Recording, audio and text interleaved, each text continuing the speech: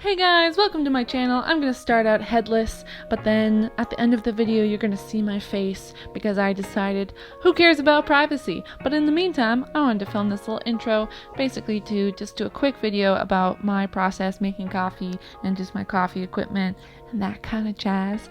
So if you're interested, which you might be because you clicked on this video, without further ado, let me entertain you. First things first is I get this little ketchup container looking thing, and that's what I use basically to measure the coffee beans to make sure I have the right amount of grams. If I'm not using that, I'll use these little bottles here that have a already weighed out amount of coffee beans. No matter what though, you still gotta spray the beans with just some water so that they don't stick inside the grinder because of static. The next part is pretty straightforward. You just get your portafilter and this little ring on the top. It's magnetized. Pour your beans into the grinder and watch as the magic happens and delicious, finely ground coffee comes pouring out. This is where it smells amazing.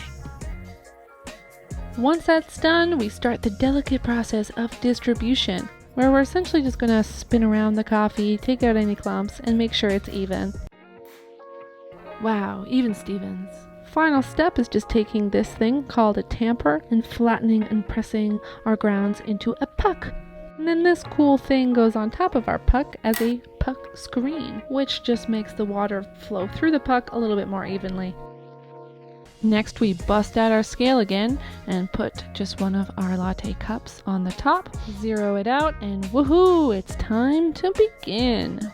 There it comes, that sweet, sweet espresso. Monitor this based on time and weight, and when it's time to finish, I just press that button again, and voila, crema for your pleasure. But we are not done yet for the latte experience.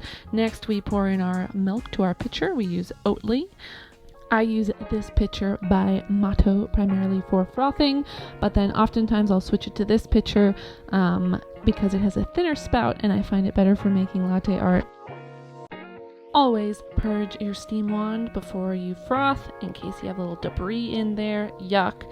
Then you just pop her in there. You're trying to get a little spin to it. I'm not an expert in milk frothing, but I am an expert in cleaning, which some would say is equally important. Okay, enough messing around. Now there's the moment of truth, or multiple moments of truth, because, I do this quite a lot. If you have any tips for me to improve, I'd love it if you could leave me a hate comment down below. Wow, and we're finally seeing what I look like. It's disappointing, isn't it? Good thing this latte isn't as disappointing. Tastes good too. Anyway guys, I hope you liked this short, kind of silly video where you got to know me and my process a little bit more. Let me know if you did, what you'd like in the future, and as always, thanks for watching!